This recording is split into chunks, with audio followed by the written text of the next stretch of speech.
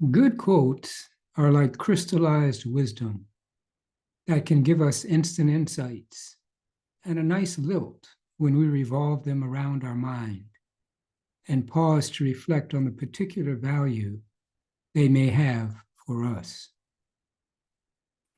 As usual, the authors of these 9 quotes will be listed at the end. In this first quote, French writer and poet René Daumal encourages high thinking and practical, down-to-earth applications of that thinking. We cannot stay on the summit forever. You have to come down. So why bother in the first place? Just this: what is above knows what is below, but what is below does not know what is above. One climbs, one sees. One descends, one sees no longer, but one has seen. There is an art to conducting oneself in the lower regions by the memory of what one saw higher up. When one can no longer see, one can at least still know. This next one by Thai professor, author, and social activist Sulak Shivaraska is a commentary about the power of one. Some people doubt that an individual can have much impact on society, but each of us is a seed for the whole of society. When we are angry and violent, we encourage violence in others. If we are mindful, we encourage mindfulness throughout society. In today's world, the dominant ethics of consumerism and materialism water the seeds of everyone's greed, hatred, and delusion. Our modern culture glorifies our worst capabilities. A change in our lifestyles and our ethics is increasingly urgent. How can we water the seeds of peace in ourselves? How can we transform society? Each person has inside a basic decency and goodness. If he listens to it and acts on it, he is giving a great deal of what it is the world needs most. It is not complicated, but it takes courage. It takes courage for a person to listen to his own goodness and act on it. The greatest wisdom is in simplicity. Love, respect, tolerance, sharing, gratitude, forgiveness. It's not complex or elaborate. The real knowledge is free. It's encoded in your DNA. All you need is within you. Great teachers have said that from the beginning. Find your heart, and you will find your way.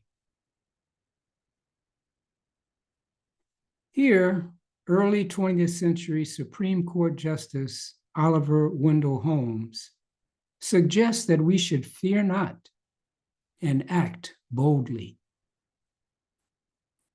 When a resolute fellow steps up to that great bully called the world and grabs him boldly by the beard, he is often surprised to find that the beard comes off in his hand, that it was only tied on to scare off timid adventurers.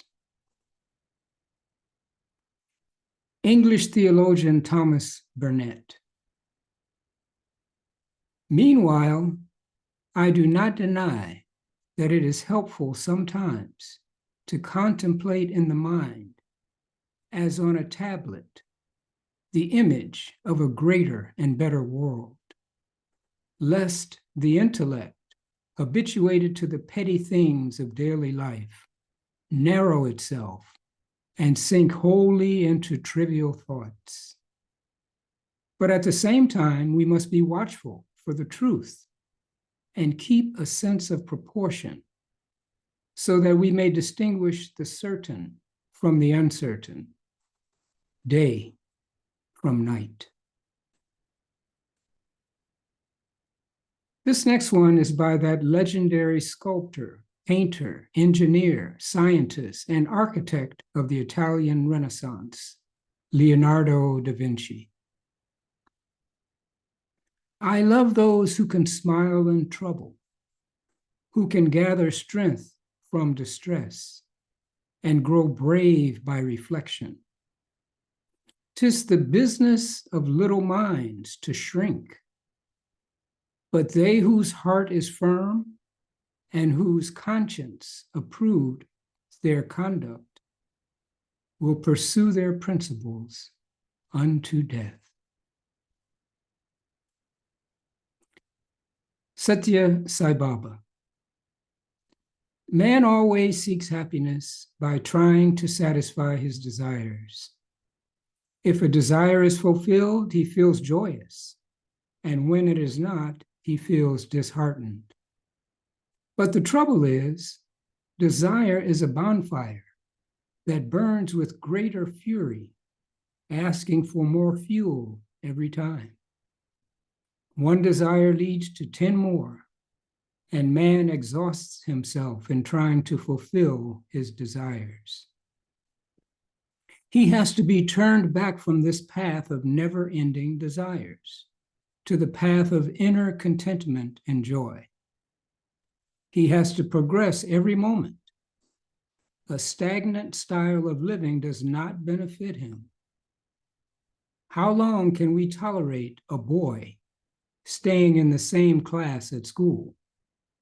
He must proceed from one class to the next higher one, year after year. Here now is number 9 from Anonymous, who always seems to show up in one of her many formless and nameless disguises. We sit at the river's edge, like children of the summer, chatting nervously, excitedly. Who'll be the first to go in? Frightened? Hell yes. A bit, anyway. This powerful unknown is meant to challenge us all. Best to spend less of my time chatting, instead seeking quietly the deepest hollows of the heart, where faith waits in eternal loving patience, inviting us to face the most natural of all paths, perfection, really, and with God's grace, to bravely enter the breadth and depth of the mighty river's current. That's it. Hope they were useful.